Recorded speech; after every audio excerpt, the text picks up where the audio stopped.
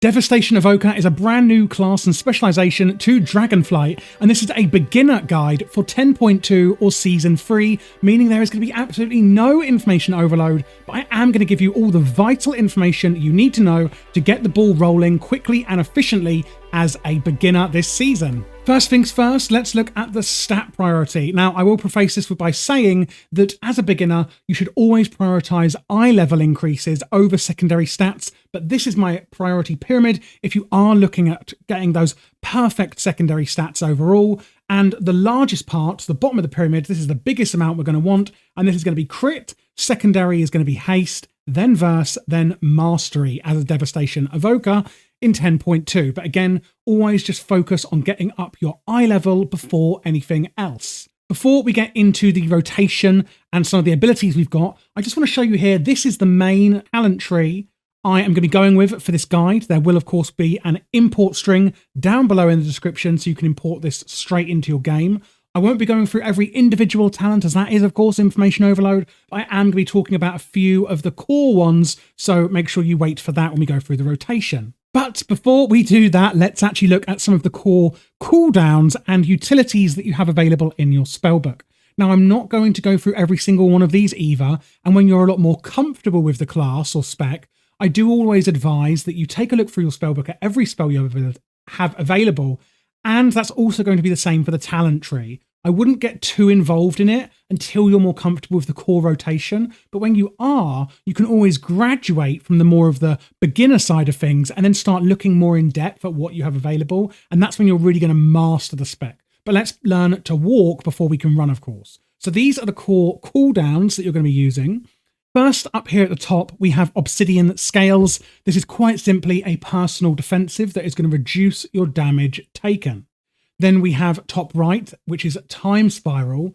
This is actually a cooldown we can use similar to the Augmentation Evokers in 10.2. We can allow allies to cast their movement ability even if it is on cooldown, which is really, really useful, especially if it's a lot of movement in the fight you're on.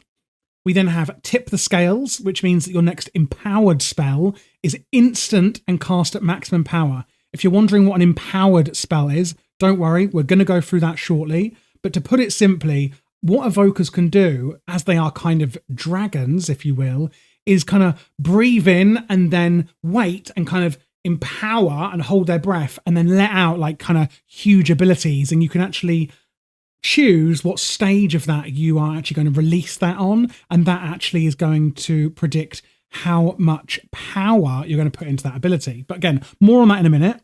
And then last but not least, we have Deep Breath. You're actually going to fly to the targeted location and deal some huge AoE damage. And you're also going to be able to choose where you fly to on that flight path, which is a really unique and interesting ability that evokers have. Then we have the utilities.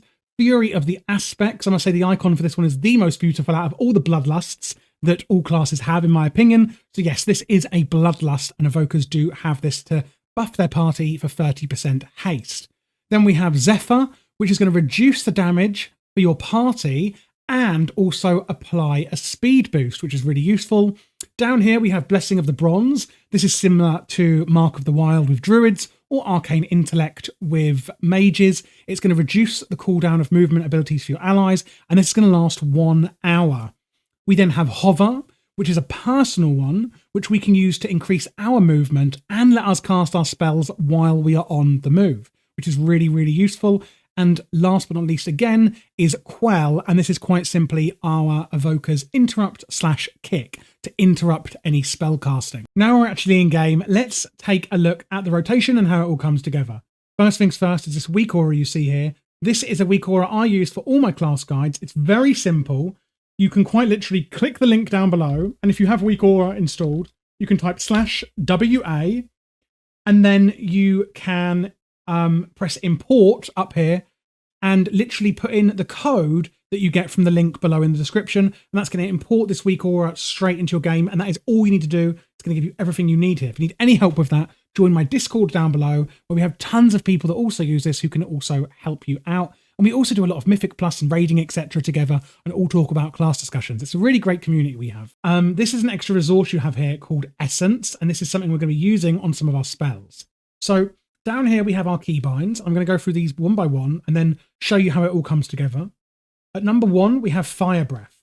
We are going to use this to do a cone of damage in front of us, and we can empower it at different levels. Now, you've heard me talk about empower already. If I hold down number 1, because it's empowering at 1, 2, and level 3, and that is how you empower.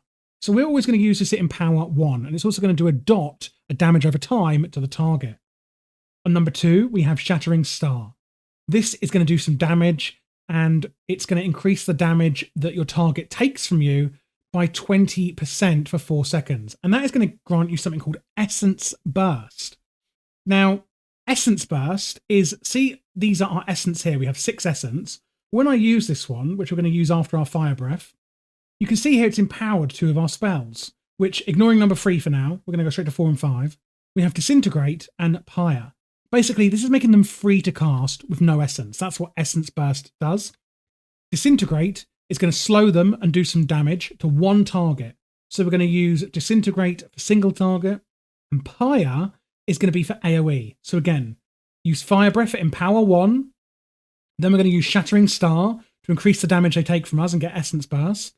We're going to use Disintegrate for single target and Pyre for AoE. Then we have Eternity Surge here. Basically, if you empower this at 1, it's going to damage 1 enemy.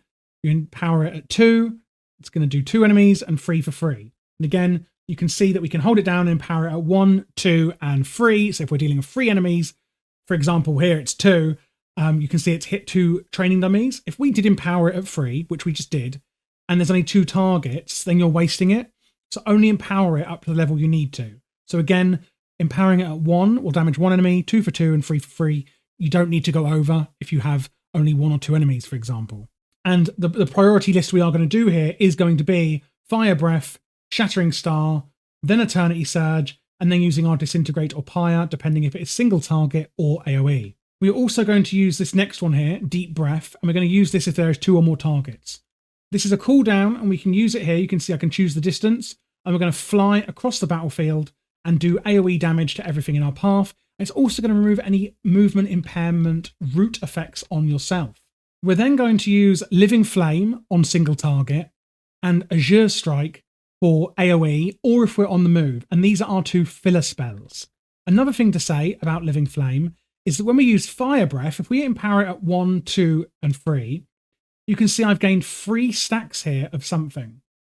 And basically, this is called Leaping Flames. It's a talent here, and your Fire Breath causes your next Living Flame to strike 1 additional target per empower level. So again, if you're dealing with AoE, you can empower your Fire Breath more, meaning that your Living Flame, here we can see it's going to hit multiple targets.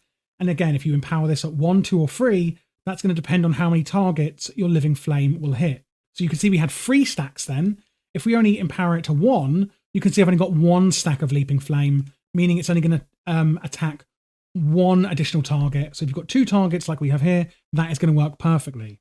Now you can see this other buff here has popped up. This is called Burnout. And this means that our next Living Flames cast time is reduced by 100%. And this comes from that talent here. Your Fire Breath, again, the same ability we just used, also has a 16% chance to cause your next Living Flame to be instant cast. And this actually stacks 2 times. So we can also use that on our Living Flame as well. That's another proc we have for that. Azure Strike is our filler, again, but this is for AoE. And because it's instant, we can also use it on the move. And don't forget, you can also use your Hover as a utility to cast on the move. Now, we have our main cooldown here, which is called Dragon Rage. And I didn't include this in the cooldowns before because this one actually forms part of your core rotation. So you're going to erupt with Draconic Fury and exhale pyres at 3 enemies within 25 yards. And for 18 seconds, your Essence Burst's chance to occur is increased by 100%.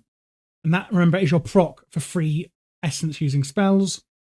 You also are going to gain the maximum benefit of your Mastery Giant Killer, regardless of the target's health. Basically, your Mastery is going to impact how much damage you do, dependent on your target's health, to put it simply. And that is going to mean that you're going to get the maximum effect of that always. So to round it all off, it's going to go over the actual rotation and the gameplay once more. So we're going to use rank 1 Eternity Surge on cooldown, unless Dragon Rage is available soon. We're going to use Shattering Star unless we're capped on Essence Burst. We're going to use rank 1 Fire Breath on cooldown unless Dragon Rage is soon available. We're going to use our instant cast Living Flames, which is our filler, remember, with our Burnout procs. If we're not capped on Essence or there's an Essence Burst, we're going to use Disintegrate with an Essence Burst, and we can chain these as well. Remember, that's our AoE one. And then we're going to use Disintegrate if our Essence is capped or nearing capped. Then we're going to use Living Flame or Azure Strike as our fillers. And then, of course, we're going to use Dragon Rage on cooldown, so long as Fire Breath and Eternity Surge are available. Now, before we finish up, there is one more really important talent that I just want to mention to you, and that is this here, Animosity. Now, remember that we have our Empower spells, like Fire Breath. When you use Dragon Rage, your Empower spells are actually going to extend the duration of Dragon Rage for 4 seconds. So just to add that in there, don't forget that when you are using Dragon Rage, you want to make sure your Empower spells are off cooldown. It is also going to extend the duration of your Dragon Rage for you. And that is pretty much it. That is the guide to Devastation Evoker for a beginner in patch 10.2 season 3 of Dragonflight. Again, I hope that was really helpful. If you're interested in any of the other classes or specializations, I'm doing every single one, so make sure to click down below and subscribe. Check out my other videos. If you do need any extra help, then join the Discord where we have a whole team of people that will be able to assist.